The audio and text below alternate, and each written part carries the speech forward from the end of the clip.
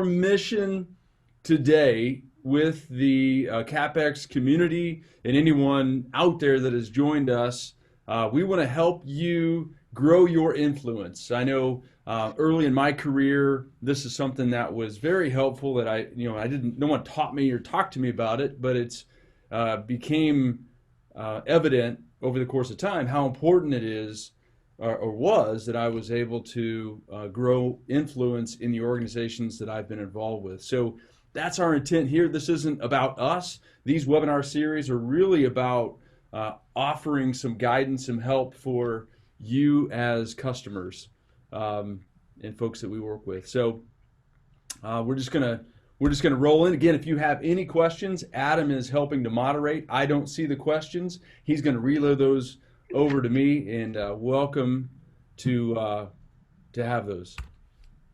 All right, here we go.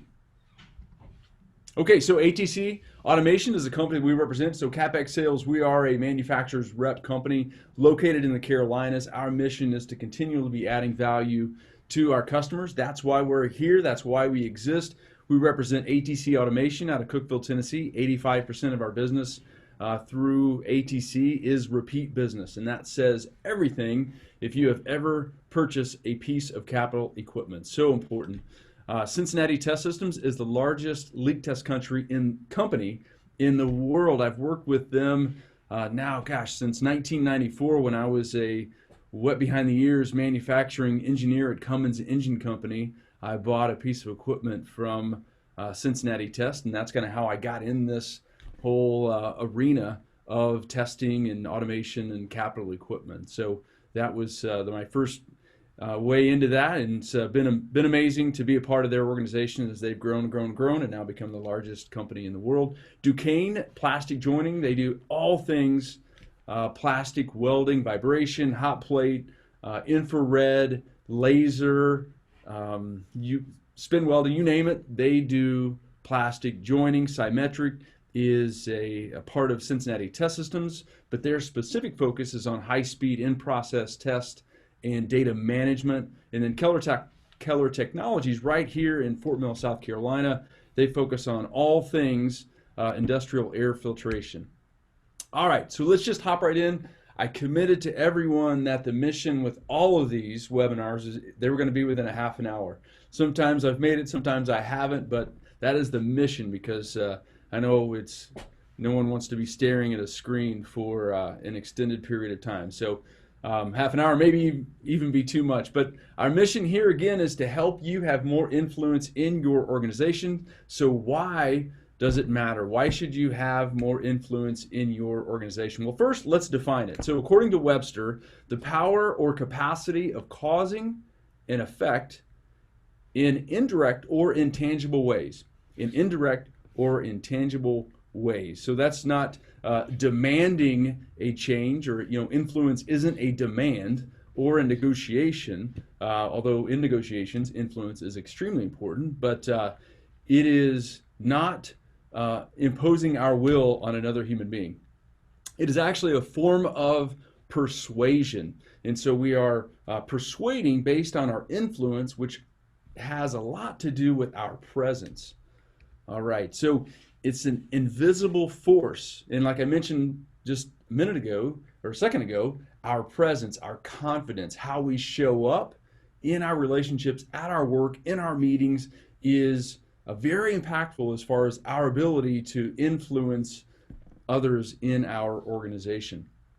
And then okay, presence again. So it's always on display. So you might not think that what matters when you're standing at the coffee machine sipping on a cup of coffee is going to have an impact on your ability to influence, but your influence is always on display, whether it's at the coffee cooler, whether it's at lunch, whether it's in a meeting with the top executives of your organization. Your influence and your ability to influence in your company is always on display. So it's important that you are, if you want to grow your influence, that you keep that in mind, that you're cognizant of the fact that, let's face it, humans are judgment machines. We are always evaluating value, we're evaluating others, we're comparing, others to to our experience or to other people in our organization. It's just how it works. So always be aware that your influence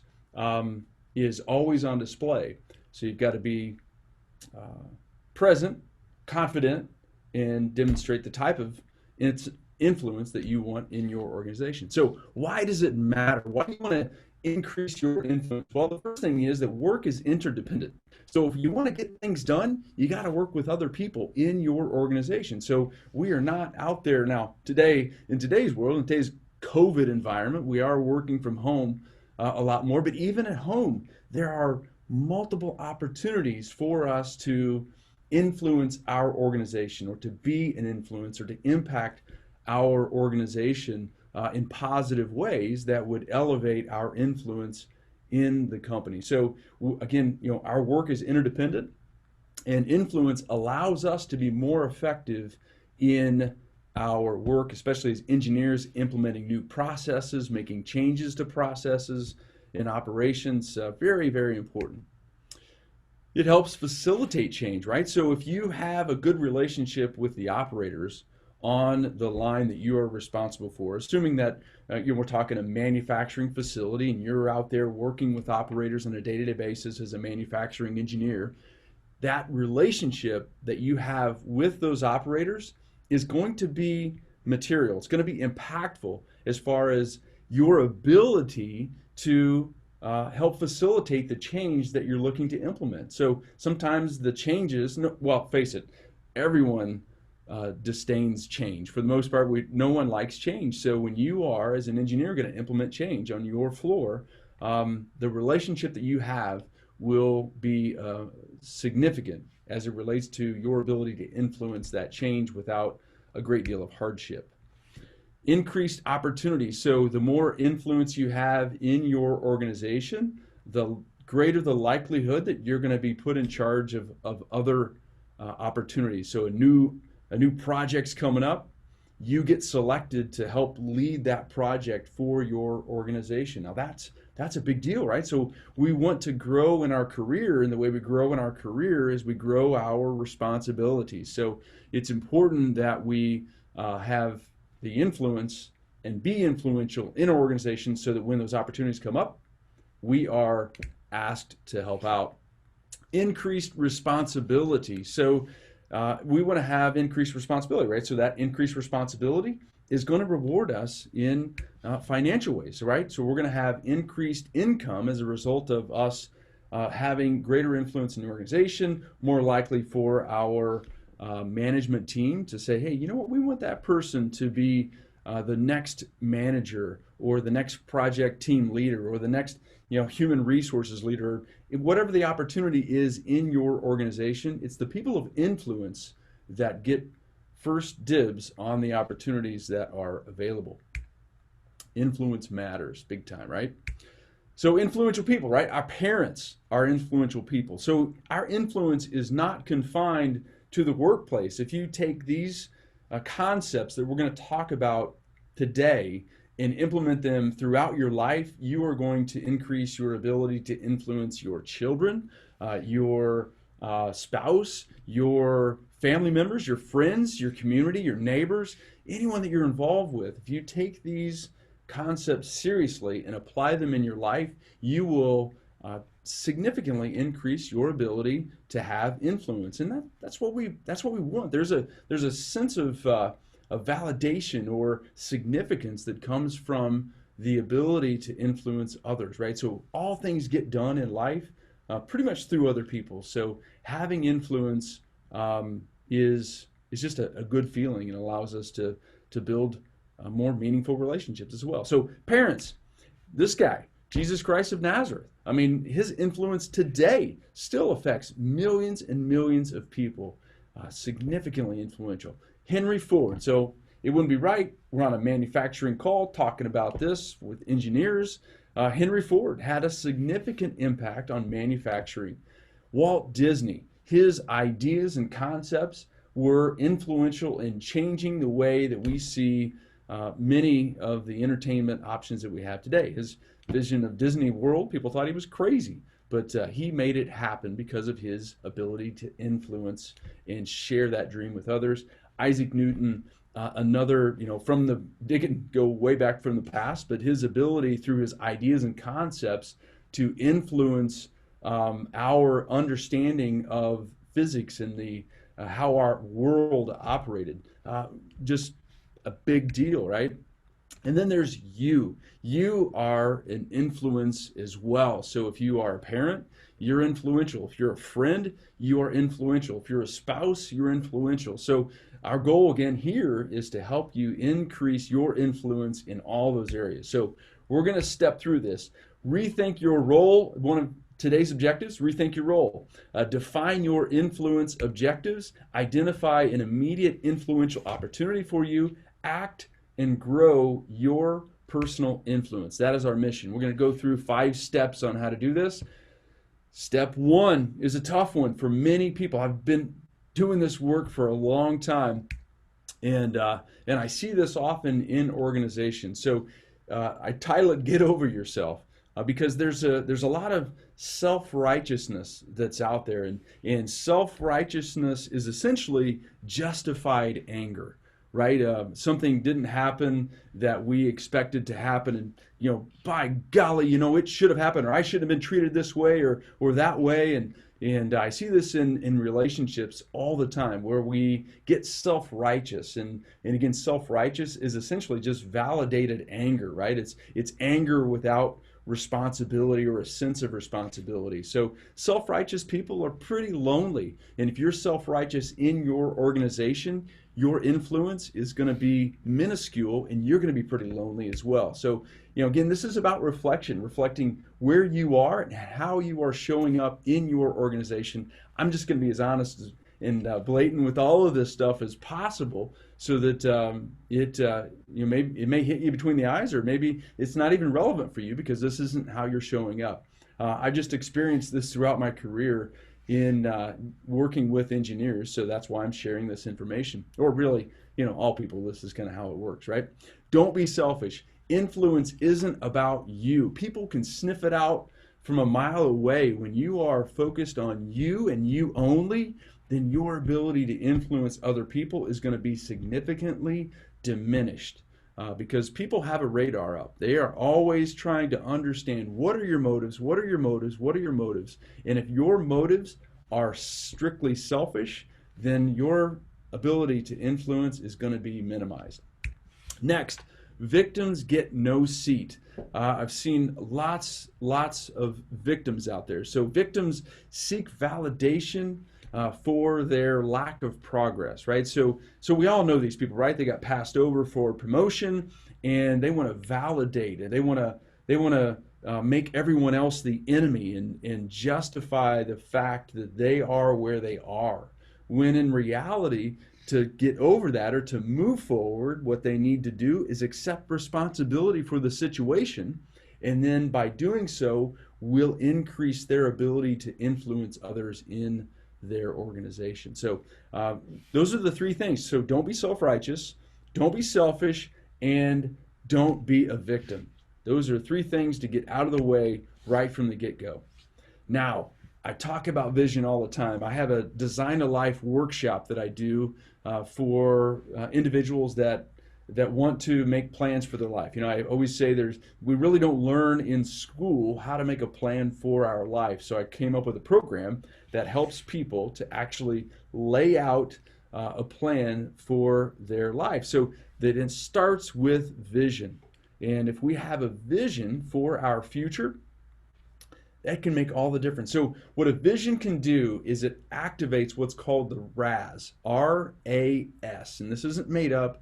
It is scientifically proven, internal, somewhere deep in our minds, there's this thing called the RAS, the Reticular Activating System. So for all of us nerdy engineers, that sounds like it's a pretty cool thing. Well, what the Reticular Activating System is, when you purchase that new Honda minivan because you've got twins. So what happens is, now you're driving down the road in your brand new Honda minivan, you've never paid attention before, and you realize, oh my gosh, does everybody have a Honda Odyssey minivan?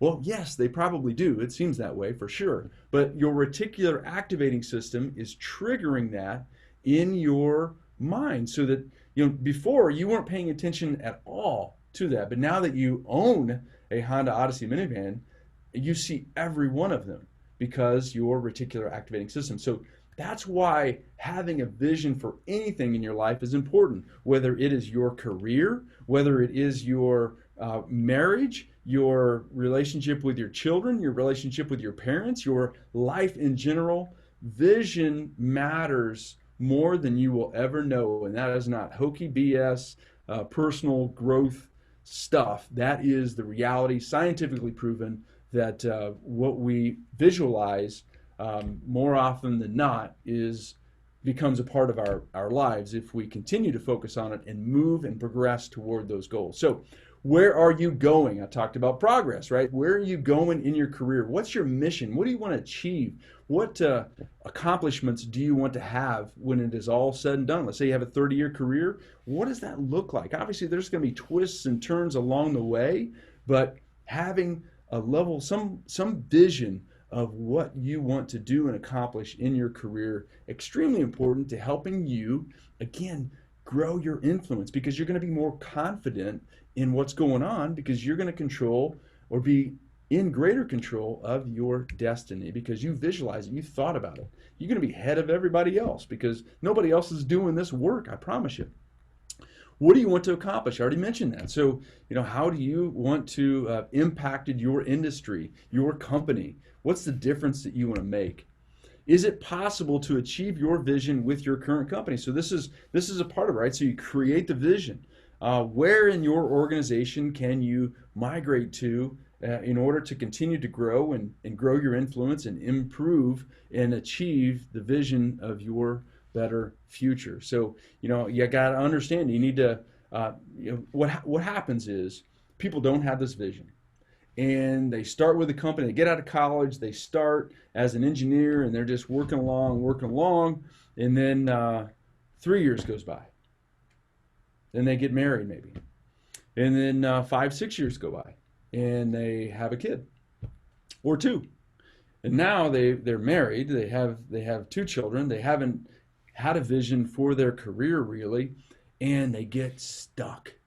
And because they had no vision, so they're going to stay in their same company for conceivably forever, because change is hard, and it's really hard if you don't have a vision for where you're going or a plan on how to get there. So really the vision is the roadmap. At the end, how am I going to get there? And actually the plan is the roadmap, but you want to have a vision for where you're going. So who can mentor you? So you've got this vision. Who can help you, or who can be an inspiration, or alive or dead? What biographies could you read to understand some of the moves that you need to make in your career, some of the influential decisions that you'll need to make in order to continue to progress? All right, step 3, as we rifle through this, be a student.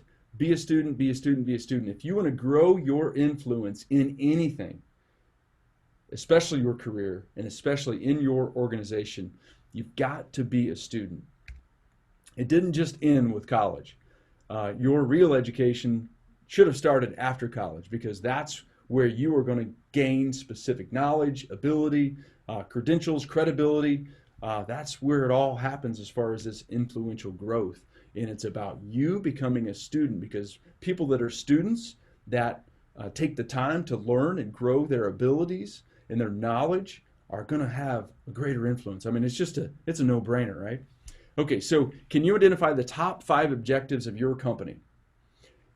If I asked this to 99% of people, they wouldn't be able to do it. They wouldn't be able to say, my organization has these top 5 objectives. What about the top 3? What about the top 1? So there's likely, every year, your management gets together and they brainstorm on what is going to happen. What are their objectives for the coming year? What's the overarching mission of the organization for the coming year? Many people never take the time at the engineering level. So we're not in management, we're not in operations, so we don't focus on or truly take the time to understand what the objectives are for the organization. But if you do that, if you differentiate yourself just by paying attention and understanding what those are, that's a difference maker right there. That is going to impact your ability to have a level of influence with your management and those you're interacting with on a day-to-day basis in your organization. It sounds simple. It is simple, but most people don't take the time to do it and learn what's the mission of my company, what are the top 5 objectives. Okay, what can you do in your department to help reach those objectives? So now you know what the objectives are, so you're responsible for a specific department. What can you do? What are some ideas and concepts? Maybe work with the operators, work with the line leaders and supervisors. What do we need to do in order to help the company meet their objectives in our world, right? So this is your responsibility. How can you align the mission for that line, that group, that department, to move and progress toward the company's objectives? Again, it's a differentiator. It's simple, but simple but it's not easily done, or it's not often done. So, what is the competition doing? So, as it relates to your business, so you work for a company, what are your competitors doing in your space? Understanding what they're doing can help you be more effective in directing your department and in directing your organization. You're going to grow your influence because you're going to know more than everyone else. And so some of those things that your competitors are doing, they may be actions or activities that you want to implement in your organization, or that you could suggest implementing in your organization. Next, what are the industry trends, right? So you've studied your competitors, but what are the overall industry trends? So if you are in the automotive world, what's going on in the automotive? Well, unless you're living under a rock, there's a level of electrification that's going on. So, okay, how can you work with your organization to help them become more of an energy type of company? So energy is a significant part of this transition, right? We're going from gas energy to electric energy. It's going to happen over the course of time, but it's important that you have a place, or your company has some place at the seat, so that they are relevant moving forward. So what can you do to understand the industry trends and bring those back to your organization? Again, this is about growing your influence and being a student, understanding your competition, understanding what's going on in your industry, understanding your own organization. Those are all key aspects for your ability to grow your influence in your company. All right, step 4, the art of influence. So these are the subtle aspects of influence that we all should know. Just these alone can help us make a difference in our lives in general, our personal lives as well as our work lives. Okay, care first. Emotional intelligence and empathy. So that's what this is about. So the greater or higher level of emotional intelligence that we have, the easier it is for us to empathize with another person. We've got to care. If we want to be influential, we need to first care. Because again, people always have their radar up. They want to know what your motives are. Are your motives pure? Are you focused on just progressing yourself? Or do you want to make a difference for me? And as a result of that, you're going to have greater influence over me, because I know it's not just about you. So we have to care about other people if we want to grow our ability to positively influence them. And I want to emphasize positively. I haven't mentioned that as well, but this is about positive influence, not about persuading people to get your way. That's not what I'm talking about here. I'm talking about positively impacting others, using positivity to help influence your ability to influence in your organizations, therefore growing your career. All right, next, we've got to be good listeners. People that have greater influence with others have built the skill of listening. They listen, they hear, right? So they're not just waiting to talk. They're listening, they're synthesizing, maybe they're repeating it back to confirm that they heard it properly. And then they are offering relevant and helpful feedback based on what they've heard. Now, not what they think, or well, obviously this is going to be part of what they think, but it's not going to be. I ignored what you said because I have my own objectives that I'm trying to communicate back to you, right? So it's communication is a two-way street, and very often we're communicating with people that aren't talking with us. We're not communicating because each of us are thinking about our response. We're not thinking about the other person. So it's important when we're listening, soak it in, and then offer a relevant response, something that's appropriate and can be helpful. Next, share your wisdom. I had an engineer that I worked with when I first started at Cummins Engine Company. Love this guy. I won't say his name, but I'll say his name was Joe. And so Joe was an early mentor, and Joe had been with Cummins for many, many years. He was a quality engineer and knew everything in the department that we were responsible for. And we would go to these meetings, and we would have a conversation about some problem that we were having, and inevitably, Joe would know the answer, or at least have some ideas on where to look for the answer. So he knew which rocks to flip over out there in the machining area that we were responsible for. He wouldn't say anything. We'd go to these meetings, he wouldn't say a word. And then we'd get out, and he and I would be, standing at the cooler, coffee cooler, we'd be out on the line together, and he'd say, well, this is probably the issue, and this is probably the issue. So he would share his wisdom with me. Sure enough, we would apply whatever recommendations he had, and boom, the issue would be resolved. That happened more often than not with Joe. And I was always like, Joe, why don't you just tell people? And he limited his ability to influence in the organization because he was unwilling to speak up and share his wisdom for whatever reason. All right, so don't be a critic and don't be a cynic, right? If you want to limit your ability to have influence in your organization, best thing to do is criticize other people, complain, be cynical about all the ideas that everyone has in your organization. Not everyone is an idiot, but we have a tendency to build our coalitions, our little groups or fiefdoms inside of our organizations, and then we criticize Joe Schmo because they've got this dumb idea, and we use that as a lever point to try to minimize that person's influence in the organization. Well, it's much easier to grow your influence by not putting him down or her down, but by offering options that are more relevant, more effective, and would put the business in a better spot. Be polite. You want to grow your influence in your organization, be polite. Say thank you, say please. That will come back to you tenfold, right? People want to be respected, want to be appreciated.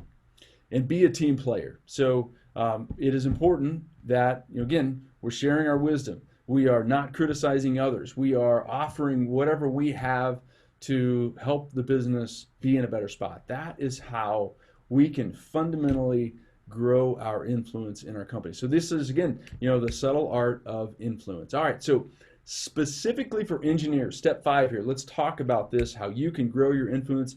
So you've got to build rapport with operators. This is obviously specific to manufacturing engineers or process engineers, people that are interacting with the team on the floor.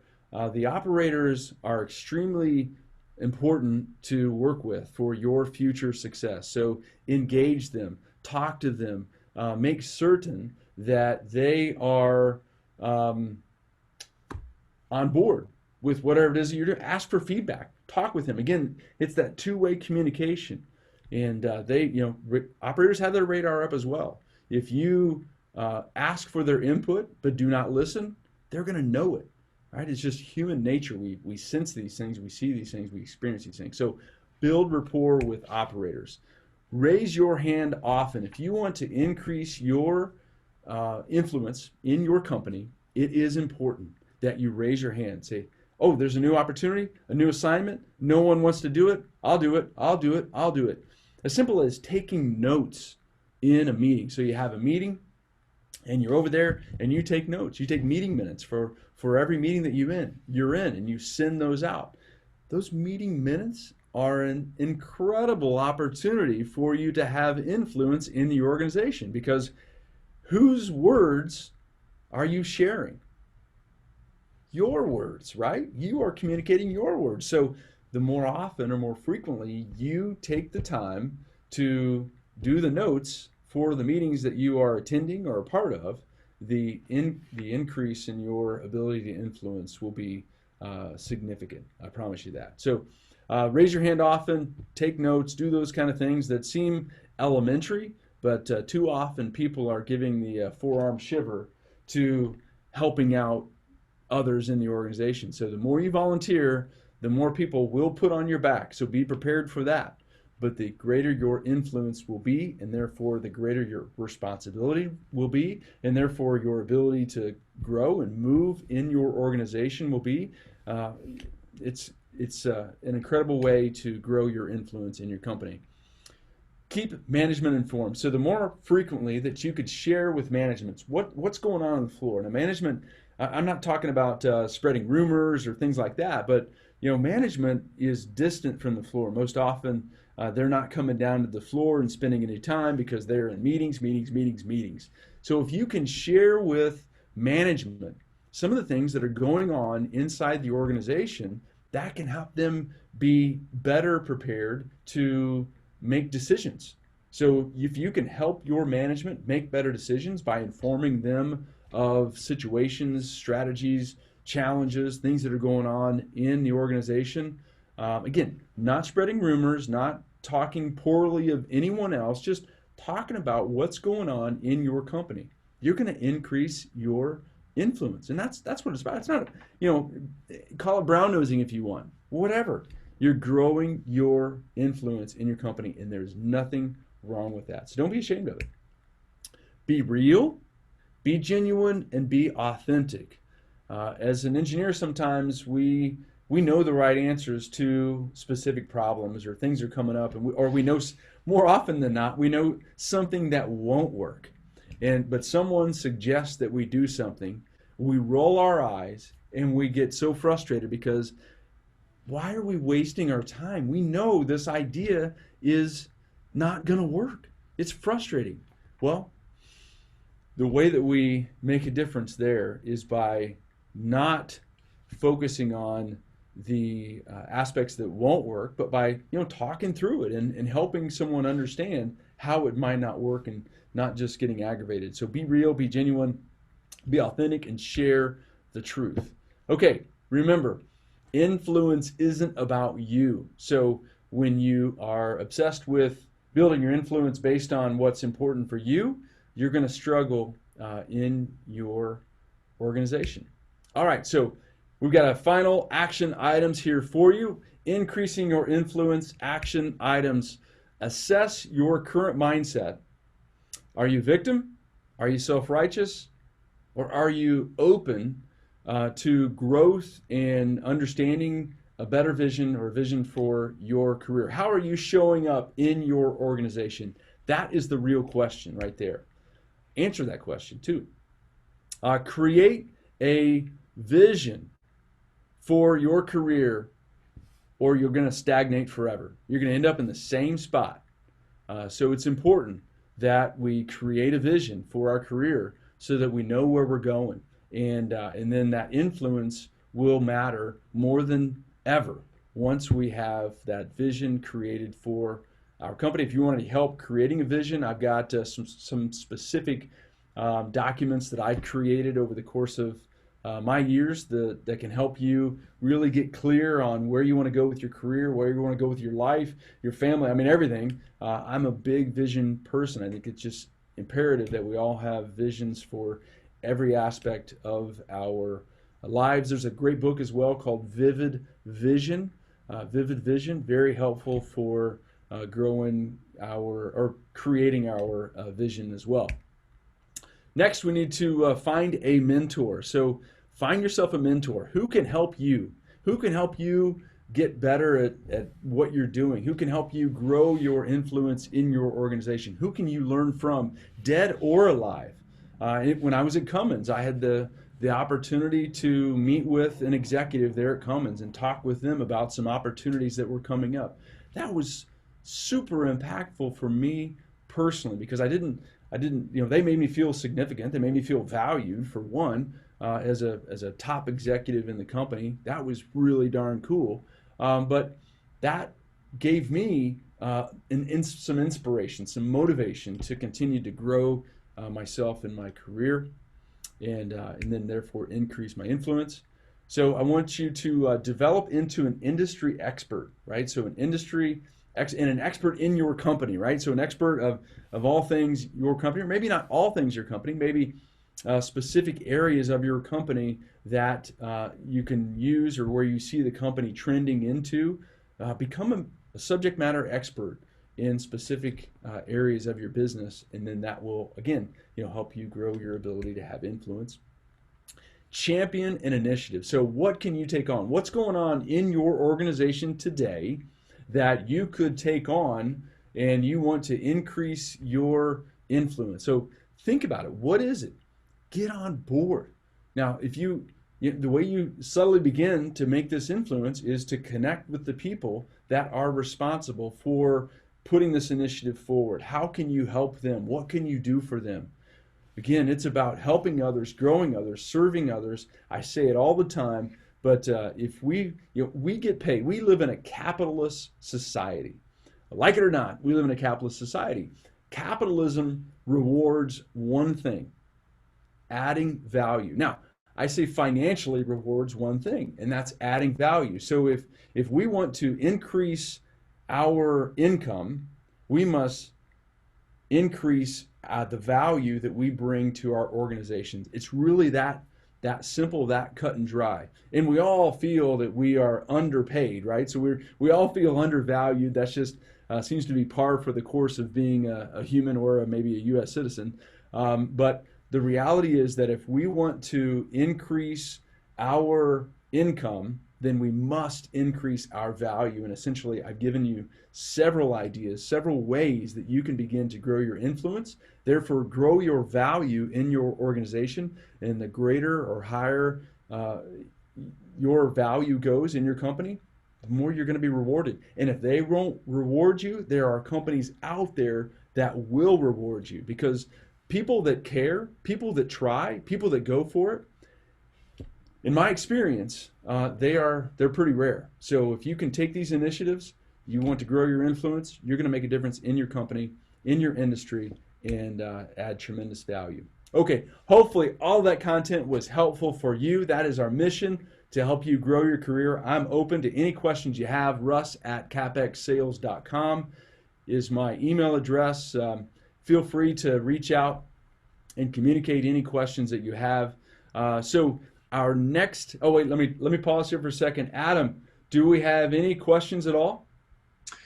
We don't have any questions as of now, but if anybody thinks of any down the road, feel free to email any of us, or sales@CapExSales.com, and we'll be glad to get back with you. All right, excellent. Thank you for your help in moderating. So our next IndustryCast webinars are coming up May 13th. We're going to talk about creating the ultimate RFQ. Now, this is about making sure that we are providing the information that machine builders need to accurately quote your project, as well as the CYA details that you need in the document, the request for quote, to ensure that there are some builders out there that really like to leave out the detail, and then their price is half the price as everybody else, but then they come in with change orders. That's ATC doesn't do that. That's why we have an 85% retention in our customers, or our repeat business is 85% year over year, because we don't price it in a way that allows us to slide in under the radar. So anywho, we're going to talk about creating the ultimate RFQ. We're going to talk about Industry 4.0, what to do with the data that you're collecting. I've got a guest that's going to be a part of that on May 20th. Super excited about that. And then we're going to go into a series on how to manage capital projects. So managing capital projects 101. We're going to go through a series of discussions on how to improve our ability to manage capital projects, what matters, and how to keep ourselves out of trouble with that. All right, thanks again for your attention. Thank you for your business. We do not say that enough. We are grateful to have the opportunity to serve you here in the Carolinas and Virginia. Mike Dorsey in South Carolina, Chris Mullins in Eastern North Carolina and Virginia, and then Adam Hooper over in Western North Carolina and select accounts there in upstate South Carolina. I'm Russ Sorrells with CapEx Sales. Have an amazing day. Thank you so much. Any questions, again, just let us know. Bye-bye.